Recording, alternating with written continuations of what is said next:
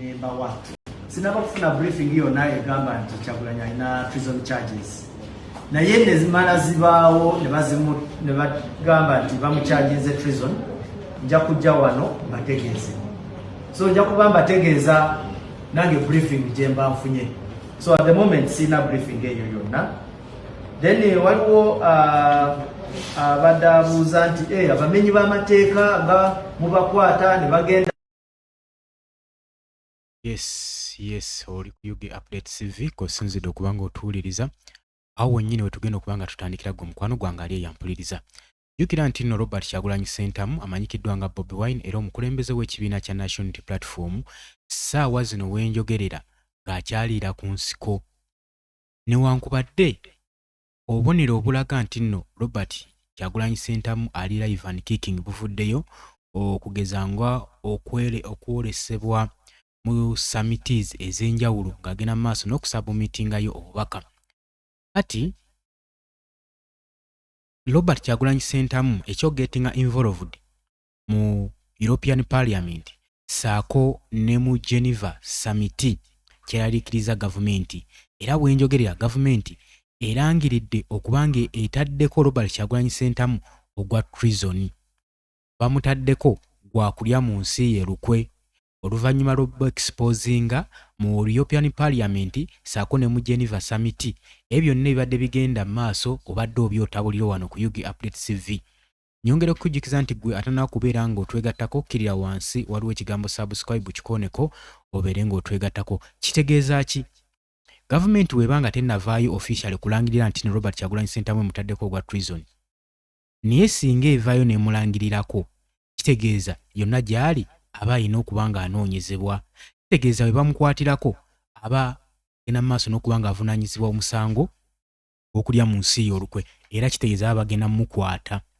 Kye kino Robert Kyagulanyi Ssentamu kyabadde ajja annyonnyola mu summities nti tali seefu olw'ensonga nti nno kabinenti ya Mwami Yoweri Kaguta Museveni saako ne mutabani we bamunoonya bamuwenja buseenene okusobola okulaba nga bamutugumbula. Recently twalabako nga ne General Muhoozi Kainerugaba Chief of Defence Force agenda mu maaso n'okuba nga adekiriyalinga nga akola command enzito ng'agamba kati we bituuse Robert Kyagulanyi Ssentamu mwetaaga mulamu oba mufu. Jjukira n'aggambye ensonga ey'amaanyi ennyo eyinza okuba nga yeetaagisa Robert Kyagulanyi Ssentamu yonna gye yeekukumye. Oyinza okugamba nti nno omuntu eyali presidential candidate oluvannyuma lw'okkuba akalulu ate Mwami Yoweri Kaguta Museveni bamulangirira ng'omuwanguzi lwaki atebeera anoonyezebwa? Nagambye ensonga esinga okuba nga yeetaaza Robert Kyagulanyi Ssentamu eri gavumenti ya Mwami Yoweri Kaguta Museveni bamwetaaga agende mu maaso n'okulangirira gavumenti kulembeze ow'ekisiikirize bamwetaaga alangire leader of opposition. Singa amala ne Kamutanda Robert Kyagulanyi Ssentamu n'alangirira leader of opposition kiba kitegeeza abakkiriza nti Mwami Yoweri Kaguta Museveni yagenda mu maaso n'okunywa ye akendo olwokaano olwaliwo olwa presidential candidate. Kitegeeza abakkiriza nti obuwanguzi bwe bamufunako nti buba butuufu era ebyalangirwa ebyava mu kulonda byali bituufu. Of which Robert Kyagulanyi Ssentamu kino tayagala kigende mu maaso byebimu ku bintu byalwanyisa gwe mukwano gwange ali eyampuliriza. Ndi ku UG Update TV kosinzira obbanga otuwuliriza. Kakati twalabye ebyavudde mu summit olunaku olw'eggulo. Robert Kyagulanyi Ssentamu nga bamubuuza ekibuuzo oyagala tukuyambe tutya? N'agamba nti nno ayagala bamuyambe genda mu maaso n'okuba nga bazzaawo demokrasiya mu ggwanga lyattu Uganda. Kitegeeza ssaawa yonna yonna wandibeerawo enkyukakyuka mu byobufuzi by'eggwanga lyattu Uganda. Kakati lwaki ensonga enkulu gye tuliko lwaki Robert Kyagulanyi Ssentamu yandidikirayinzenga gwe bataddeko ogwa treason mu ggwanga Uganda? Singa gavumenti evaayo n'erangirira nti Robert Kyagulanyi Ssentamu bamutaddeko ogwa treason ogw'okulya mu ggwanga lyo, misango ki gye bamulanga? Bamulanga okweexposinga kabinenti ya Mwami Yoweri Kaguta Museveni eri mu bazungu n'okugenda mu maaso n'okuba nga bataddeko natti mu bamu ku ba ministers wa cabinet ministers abali mu gavumenti ya Mwami Yoweri Kaguta Museveni saako ne Museveni nga ye saako ne ba military officers ab'amaanyi ba high ranking officer gavumenti ya mwami Yoweri Kaguta Museveni ogenda mu maaso nga bateekako envumbo kitegeeza kiba kikosa gavumenti nga yo. Jjukira n'agamba gavumenti eno ebadde n'omuze ogenda mu maaso n'okubba ebyobugagga by'eggwanga nga bagenda mu maaso nga basetinga development mawanga ag'enjawulo nga bakimanyi kisaawa yonna yonna singa bitabuka balina amawanga ago gye bagenda okuddukira. Naye kino nakigambawo nti singa eggwanga livaayo kati ng'erya UK ne likuteekako envumbo tekitegeeza nti nno eggwanga erya UK lyekaleokale otagenda kubanga olinnya mu kigere kyo, wabula n'amawanga gonna gonna gogenda mu maaso n'okubanga gakolagana ne UK ojja kuba tokkirizibwa kulinnyayo. Nti w'olinyirayo wooti ekigere kitegeeza bajja kuba bakukaba bukabi. Akati obweraliikirivu ndowooza obulaba biba buva gavumenti ya mwami Yoweri Kaguta Museveni. Kati ate bino tebyandibadde bya nsonga, naye ebyava mu submission eya senator yakola nga agamba administration ya Donald Trump ekiralifying enkolagana y'eggwanga ya Uganda saako n'eggwanga eri America bakiriyalinge ne diplomatic ties, military ties zonna zibalina n'eggwanga lino erya Uganda. Kino kiraliikiriza nnyo gavumenti ya Museveni olw'ensonga nti tukimanyi bulungi nnyo Uganda eringa it's a paradise edipendinga nnyo mawanga amalala. Kakati singa ogijjako foreign aids, Uganda singa ogijjako foreign aids obuyambi bwefuna mawanga ag'ebweru kitegeeza ojja kuba oginafuyizza nnyo era n'ebyenfuna byayo bijja kuba bigootaanye. Akitegeeza bano bonna ba cabinet ministers adde ab'omulugube abadde bagenda mu maaso n'okuswama ka foreign aids okukkumpanya okukolesa obukukumpanya okutwala akasente ako okazza mu byenfuna byabwe oba obalinnye oba obakutte mu liiso. Kakitegeeza ki mu kyo bagenda kubanga bakulwanyisa akakuwulira bubi.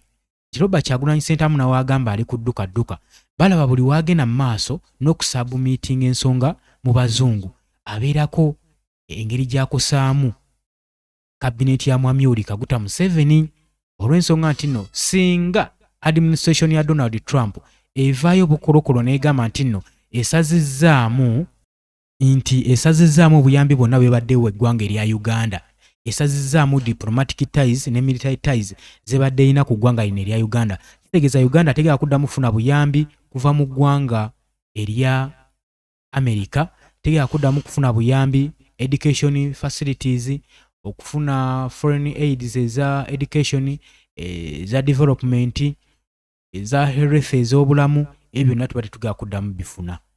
Ate byonna ne bibaddewo nga tubifuna bibadde tebiina ng'eki gye bigasa mu Uganda. Era Uganda esigadde ensi nga tetulina madagala mu malwaliro, enguudo nga ziri mu mbeera mbi, ebifuntu ebifaanaganako bwe bityo. Kati ye Robert Kyagulanyi Ssentamu agamba waakiri tuzifiirwa dani okugasa on the personal use, okugasa omuntu kise kinnoomu nga teziyambye eggwanga Uganda, tuzifiirwa ffenna kubanga after all tizina kyezigatta ku ggwanga Uganda. Bwe bazireeta baziteeka mu bintu birala nnyo byabwe, tezina ng'eki gye ziyambamu Munnayuganda. Ssente z'ebyobulamu we ziyingira bazikozesa okudevelopinga maybe facilities zaabwe nga bo baziteeka mu personal gains.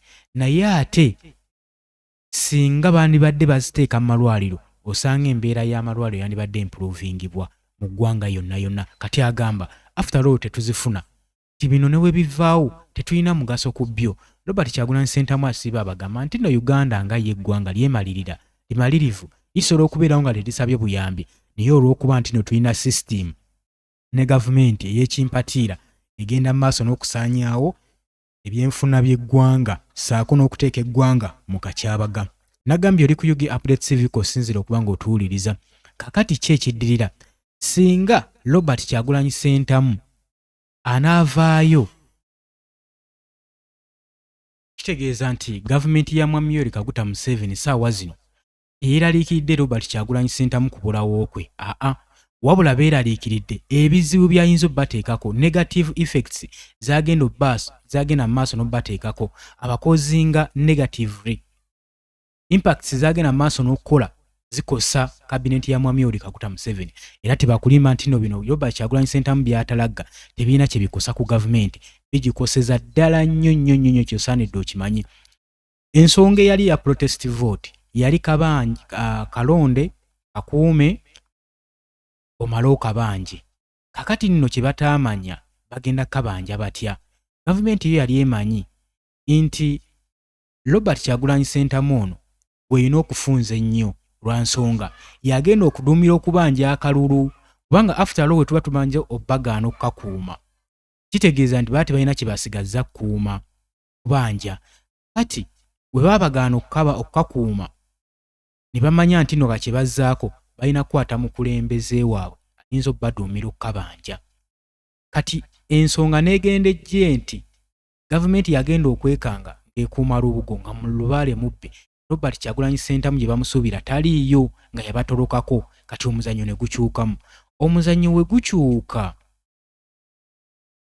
gukyuka tulaba nga n'ensonga ya protest vote ekyuse mu ngeri etaategeerekeka, yali logiki nnyo. We baagamba okukabanja tebaamanya ngeri ki gye bagenda kukabanjamu. Gavumenti yalowooza nti Robert Kyagulanyi Ssentamu agenda maaso yiwe ku makubo bafuudukeyo gy'ali aduumire ekibinja ky'abavubuka bagende maaso n'okubanja akalulu. Era tujjukira bulungi nnyo gavumenti nga yateekako nnyo bambega aboogezi bagende maaso n'okonvinsinga Robert Kyagulanyi Ssentamu asobole okuba nga afubutukayo mu kwekweka kwe yaliko. Naye nga ye ensonga gy'aliko yali mu kabanja nga tebamanyi ngeri ki gy'agenda kukabanja. Kakati ekigenda mu maaso gavumenti eraba nti akalulu katandise okubanjibwa mu ngeri ey'ekimpowooze ate mu ngeri ey'ekitalo ennyo eri waggulu nnyo ne gye baali tebasuubiramu. Kubanga kati amawanga gano ag'ebweru we gaba nga ge gayimiriddemu okuba nga gabanja obuwanguzi bwa Robert Kyagulanyi Ssentamu kitegeeza biba biralamukko. Era submission ezikoleddwa European Parliament bagambye nti otuba twekenneenyiza ebigenda mu maaso ssaawa zino olunaku olw'eggulu badde batudde. Omu n'agamba nti ssaawa zino tutudde mu kuteesa ku demokrasiya engeri gyakwatiddwa mu ggwanga lyattu Uganda. Tuli mu kuteeseganya human rights violence okutyoboola kw'eddembe ly'obuntu kwatiddwa mu ggwanga Uganda. Kyokka ebyo nga tukyabitadde ku bbali. Mu Uganda ssaawa zino Yoweri Kaguta Museveni akoze command astopinze Reverend oba omusumba omukulu mu Bukatuliki agende maaso n'okusazaamu emmisa ebadde egenda maaso n'okusabirwa omu oludda oluvuganya gavumenti opposition Dr. Kiriza Besigye. Kati ekyo ne kikiralifyinga abazungu bano era ne kyongera obbatangaaza nti mu Uganda temuliimu demokrasiya. Anga Yoweri Kaguta Museveni yafuuka ddinga ya manejinga Ssaabasumba. Kino nakyo kibeewuunyisizzaako era batutte obudde bwabwe ne bakyogerako mu lukiiko lwe babaddemu. Kikulaga nti nno abasajja bamalirivu bagenda maaso n'okumonitalinga buli kimu ekigenda maaso mu Uganda. Balaba waliwo ekitali kyendi, waliwo ekitagatta, waliwo obutali bumatifu. Oli ku Yugi Update Civic sinzo bango tuwuliriza omukwano gwange ali yampuliriza watannatweyungako kirira wansi waliwo ekigambo subscribe kikooneko obeere ng'otweyungako. Abali mu diaspora mbatumiddeko nnyo mwebale kwekuumira ku mayingu gano nkutegeeza nti no sharinga, commentinga, likinga. Watannatwegattako nagambye waliwo ekigambo subscribe kirira wansi ojja kuba ng'osobola bulungi nnyo otwegattako. Teweerabirako namukadde kakuyambako nnyo okuleetera notification message okusobola okulaba nga otweyungako bulambalamba. Mbagaliza olunaku olulungi.